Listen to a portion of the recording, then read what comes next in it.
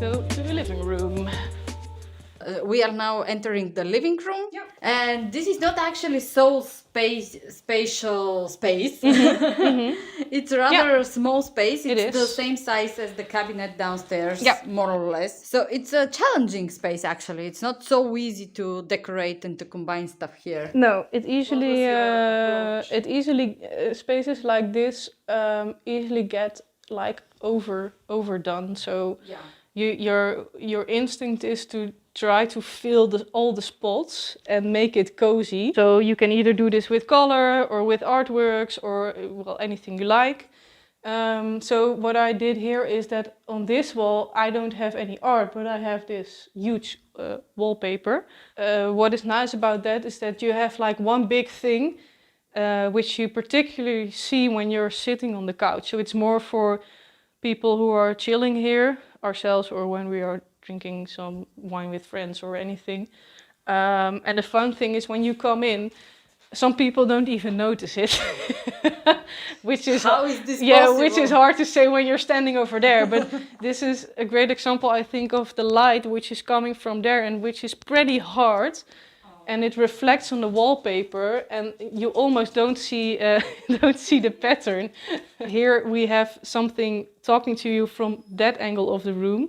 But when you come inside, what I actually like is that the couch is already very big. It's despite of the size of the room, I chose a big couch sofa because I wanted a big sofa to chill on and to at least sit with 4 or 5 people on it. So this room does not ask for any more big statements on the wall. So we have one over here and one over there, and that's enough. So that's why, for example, on this wall where the television is also standing, there's just nothing. There is nothing to look at, just the TV when we're watching a movie, and there is no distraction around the TV when you're looking this way, because I think it can be really annoying when you're watching TV and there's only a lamp over there, because that kind of makes it lighter for your eyes to watch at the screen for a longer time. But I think it can be really annoying, for example, if I would hang some art over there. There's constantly something asking for my attention, like you. It looks nice like this when the television is off and there is no lamps on. And actually, even like this doesn't look Although maybe your thoughts could be like, I should put something on there because it's all white, don't do it. Because eventually it will be like, oh, you will get annoyed by the fact that there is stuff going on there. So then we have some empty space there. Then we have the filled space over here. There's actually not a lot of stuff. There's just this cabinet and the plant, but I look at this as one group. And then we have one group over here. So we still needed something above the couch. And then now we have the butterflies. And I think this is a really fun spot, at least it's for me, because during summer, and I like to have something fresh up there. So now I have this. But a few months ago, we actually had another painting that's in the other room. I can show you right after. It's the anatomic lesson of Dr. Tulip, a remake. But it's really dark with dark green and black in it, and which is also really nice with the colors in here, but it gives a total different atmosphere than the butterflies, which are more like triggering feelings of summer and freshness. And then you see I actually have 3 frames, one bigger one and 2 smaller ones, which was pretty much a coincidence because the 2 left ones were for my boyfriend and the right one was mine. And when we went living together, we were like, oh, these fit super nice together.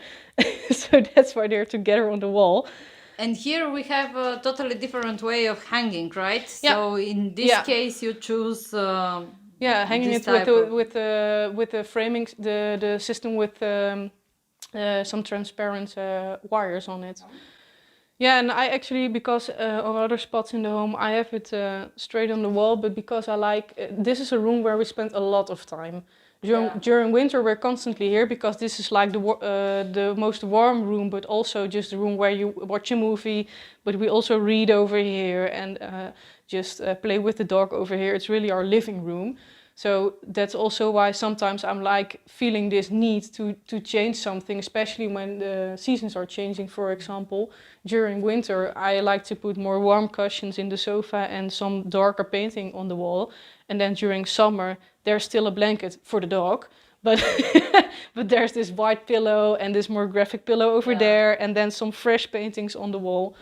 And maybe some plant on the coffee table. This hanging system gives a really easy opportunity to change stuff around without breaking your walls constantly, or being like, oh yeah, now I have these 3, and then maybe in winter I want to hang this darker with the red one, and then I need to change everything, or I hang it on the nail that's in there and it's just too low or too high or looking weird. So and actually people often say, oh, I can't buy any more art, I don't have space where to place it, but then just place it in the cupboard and then take it out in winter. There is I nothing actually bad have to this cupboard with some vases, some candles, some frames with art in there, and then I really like to change. I actually know some people that are changing the carpets during summer and winter. They're like, in the summer they don't like this super thick wool carpet, and they're like, we just get rid of it in the summer and put it in the attic, and then put some other carpet on the ground, and then during winter we change it back. But I'm surprised how different are these 2 corners. Like if I shoot from here, I see totally different room from if I shoot from here. Like this is much more cold, modern style, like for young people right now, very trendy, and everything is looking like IKEA style, easy going, modular.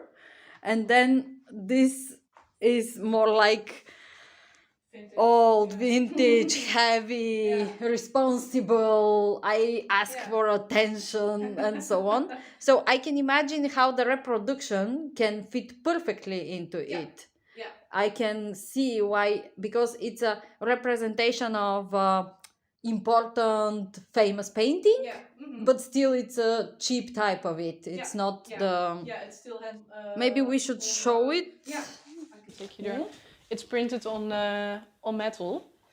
So actually, it's not cheap at all, because no, it's not cheap. Technique, no. The technique is very special. No, it's not cheap, but it's not in the it's museum. It's cheaper than the real museum piece. Yeah, it definitely is. It's not for the auction.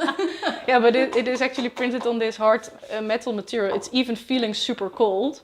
But that is also why it fits in there very nice, because it combines like you said, it combines the more retro, vintage, old stuff with the really high gloss IKEA cabinet and the modern sofa, which is totally new. But now it's hanging here. So and now here you get more this like biology vibe over here. Actually we had an artist who has works printed on that technique, and it's impressively high quality. So it's really worth it to have something like that, even if it is a little bit more expensive than a regular casual print on a vinyl or anything else. Actually, if you come super close, there's even like this structure of the original canvas still on there. Very nice. I mean, not the sujet, but... No, and also let's not forget that this is the cabinet of a biologist. Yes, so it is definitely. Nice. It's quite. I also like this kind of weird things in the house sometimes, because me and my boyfriend are definitely different types, and that's probably also why it works so well. Because he's a biology teacher and really interested in stuff like this, like how does the human body work, and also not afraid of images like this, while I, for example, I prefer the butterflies, which are a bit more soft and like have a totally different atmosphere hanging around. It's really art, and also the stuff you collect around the art, because I think that's how it works. If you put this above the sofa, I would put a different pillow or a different blanket in there. It really becomes a home of your own, or of you together. So that's also, I think, something very nice about art and the decorations you put in your house, is that you can make it something of you together. When you said downstairs about the lamp, it has a similar color as the elements down. So what you said downstairs, now it's proving through the camera that you can see this color moving in the house. And also we were talking about this brave stuff, like just if you have something that you like as a little accent, and then you don't need to frame it, you don't need to do anything about it, you just put it on the wall. yeah, like It's also an example of what you talked about earlier, is this super white wall, because there is not any colored wall in this room, but actually this small piece of paper, which even has the standard paper size. It doesn't get like cheapy or weird over here because of the super clean walls that are around it. Yeah. It makes it look like art, while it's just some poster from some nice magazine. We were like, oh yeah, okay, put it on the wall, put some tape on there, and then we will make it work. And actually she fits very well with yeah, she does, right? Total coincidence. We didn't shop the dog by its color.